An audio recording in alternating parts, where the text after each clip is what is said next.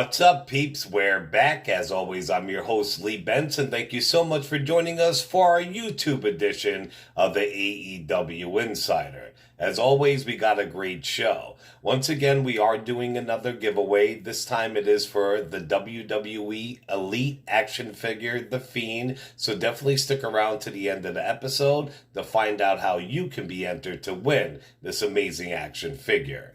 Anyway, let's get right to the show. AEW. A fan, like a bunch of others, are obsessed over Cody's TNT title. One fan tweeted to Cody and said, "I'm seriously obsessed with this thing. I never really wanted a replica title before, but if Cody Rhodes ever leaves it in a limo while at a steakhouse, I'm definitely stealing it." And the fan was referring to when Chris Jericho actually lost the AEW championship after he first got it. Cody did see this tweet and he responded, "She's a looker, all right. My goal is to make it the most important and coveted belt of all time. The walk from my office to the entrance tunnel on Wednesday was maybe my favorite BTS moment ever. It literally stopped folks in their tracks." Another fan tweeted to Cody and said, "Shouldn't a world championship be more important than a TNT championship?" Which Cody replied, "Man or woman wearing any belt defines it, not the other way around. I don't believe in mid-card titles." On last week's episode of AEW Dynamite, Matt Jackson of the Young Bucks did a sweet flip off the stage. He posted a video of it on Instagram with the comment, "I really stuck that landing, right?" Out of nowhere, lurking in the shadows, Randy Orton commented and said, "Sweet landing, but you didn't hit anybody. Tell Cody, Goldust, Harper, Swags, Y2J, Hardy, Ryder, Spears, Ambrose, Arn, Malenko, Gunn, and most importantly, the FTR, that I said hi." Jericho had a lot to say in his YouTube show, Saturday Night Special, last night. He spoke about the wrestler who spoiled Eric Bischoff's appearance on AEW before it happened. While Jericho didn't reveal who the NXT reject was, he did mention that the person is never allowed in All Elite Wrestling again. Jericho said, "Social media is a different ball of wax. Though I think the amount of people who are on social media is very small compared to the overall people watching. For example, when we had the debate and Eric Bischoff was announced on Reddit, we knew who the spy was. And oh, by the way, we know and he'll never be fucking back in AEW. That NXT reject was a spy, so print that." Chris Jericho went on to explain that while the news was revealed before the episode aired on TNT, some fans were still super surprised. He said, "I was like, listen, we can announce this or we can just not announce it. Don't worry about it and see. You know, the people that know will know and maybe they'll watch if they weren't going to," he explained. "The people that don't know will still be surprised." And that's exactly what happened. People were super surprised that Bischoff was there, and it worked out great. And he's kind of right, because back in the day when WCW ruined that Mick Foley was going to win a WWE championship that night, because WWE Raw was pre-taped that episode, tons of people actually went over to WWE to watch Mick Foley win, so it worked against them, and it kind of did with the Eric Bischoff situation too, if you go by the ratings the last couple of weeks for AEW over NXT. On to WWE. Adam Cole, Bebe, was talking with TV Insider, and he gave his insight on how he thinks NXT can improve. Cole said, "Going forward, I think it's going to continue to highlight our strengths. I think finding ways to have a really exciting matches, angles, and interviews. Finding ways to constantly try new things and see what sticks and see what doesn't stick, and just evolving the television show.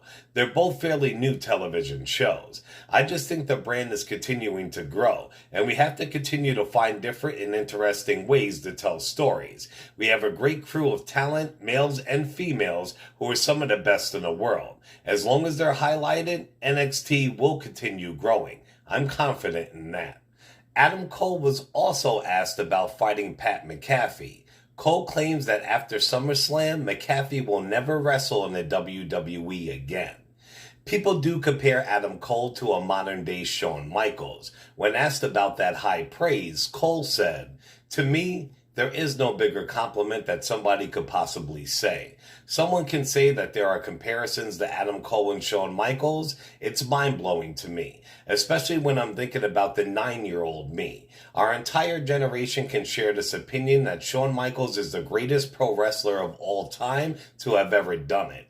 He is the absolute best. So anytime people make that comparison, it is stressful because you get in your own head that you have to have this perfect match. The best match on the show every night. I have to live up to this expectation.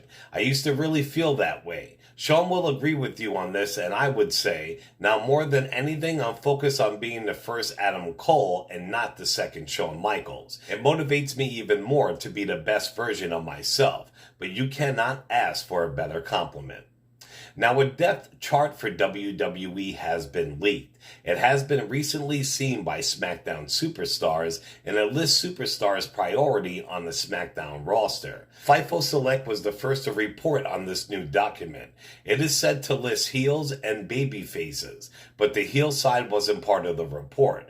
It is supposed to be a reflection on how the superstars are seen on the card. Braun Strowman was on the top and listed as a babyface. It was interesting that Braun was listed as a babyface, but it was also noticed that this list was made prior to it turning heel on Friday Night SmackDown this week. Jeff Hardy was the second most popular superstar in the blue brand, with Matt Riddle coming in at third. Daniel Bryan wasn't listed at all as he's been home due to Brie Bella giving birth to their second child. Also, Ringside News exclusively reported that WWE's plan to turn Bray Wyatt babyface and keep him as a badass character, destroying anyone in his path. This turn is part of the new direction, but it seems the company has Jeff Hardy and Matt Riddle very high up on that babyface list as well. Big E was not mentioned on that list, which is also interesting considering the fact that WWE has been working on this single push for a few weeks now. While doing an interview with Wide World of Sports, Dakota Kai was asked about working alongside Triple H and Shawn Michaels. Kai said, "It's crazy. It's very weird working with them, because being someone who used to watch them growing up, it's very strange to have them now to be your bosses and try to act normally around them. I've learned so much from Triple H and Shawn Michaels. To have them around NXT every week, they will constantly give you feedback on your matches and the process it takes to put anything like that together. They will have a big hand in." Well, rumors have it that WWE might be bringing back Saturday night's main event. I really hope so. As a kid, I loved that friggin' show.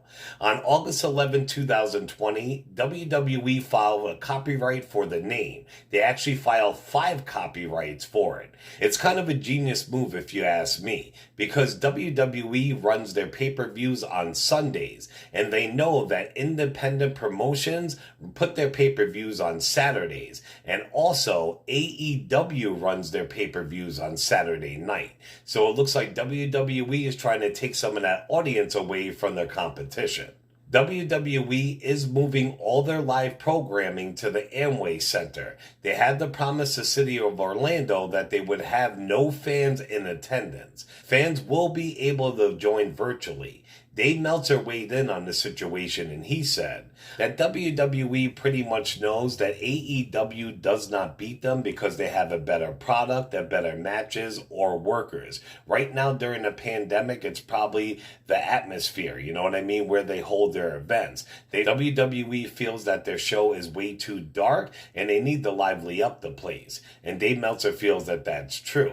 So they want to get out of that place, aka the Performance Center, and not make it as dark and actually get the fans involved more. So we'll have to see how that goes. All right, peeps. Well, that's it for this episode. Remember, we're having a new giveaway. Mr. Nunn, you still didn't claim your prize, so if you do want that Kenny Omega AEW action figure, you got till September 9th, so hit me up on any of our social medias so I could ship that out to you right away. But speaking of that, that is in the past. Our next giveaway is actually for a WWE Elite The Fiend figure. It is shipping this month, so it should be this week or next week. So if you do want a chance to win a WWE Elite Fiend figure, you have 2 ways to enter our contest. You can go to Facebook, look up the AEW Insider, and just join our group. That's one way. People sleep on that group. I've got tons of wrestling news all day, every day. Just because you don't see a new podcast or a new YouTube show doesn't mean I'm not at it. I'm posting news stories 24/7 in our group. So go to Facebook and join the AEW Insider. If you don't want to do that or you want to do both, go to our YouTube channel. Pick any video, including this one. You have to be a subscriber, so subscribe, like, share, and comment any video. Even if you're subscribed already, like, share, and comment. We want to get our YouTube group up higher. It's been moving great so far, and we want to get even more viewers, more eyes on our product, and that helps everybody because I can bring you more content then. So definitely share the fuck out of our videos, like, share, comment, subscribe, and join our Facebook group so we can grow our community as a whole and we could do better things together. Also, if you do like action figures of any kind or horror products, autographs, memorabilia, special DVDs, the newest, hottest toys, join our Facebook groups. We actually do raffles, and it is legit. I give you my word, and you'll see. You don't have to join at first. But you can go to Facebook and actually join Rocky Horror Twilight or join Stop Waffle Time. So Facebook, Rocky Horror Twilight Group, or Stop Waffle Time. There'll be products up there that are worth $300-$500, and literally you can bid $5 or $10. You pick a number. Could be 1 out of 10 people, 1 out of 20, 1 out of 30. You'll bid $5 or $10. They do a wheel that spins it. It's a random automatic wheel that you can see the video of, and if your name gets picked, boom, you literally win a $300 prize for $10 or $5 fucking dollars. It's insane. So definitely come join us. You'll see me in there. We could talk wrestling, blah, blah, blah. I put stuff up myself. Right now, I actually got an AEW ring up there with an action figure, plus a WWE Master of the Universe ring with the action figure. You know what I mean? Stuff like that. So definitely join our groups. All right, peeps. Definitely show us some love on all major podcasting platforms, also on Facebook and YouTube under the AEW Insider, and on Twitter under the AEW Insider 1, as in the number 1. As always, I'm your host, Lee Benson. Thank you so much for joining us for the AEW Insider. Ciao, peeps.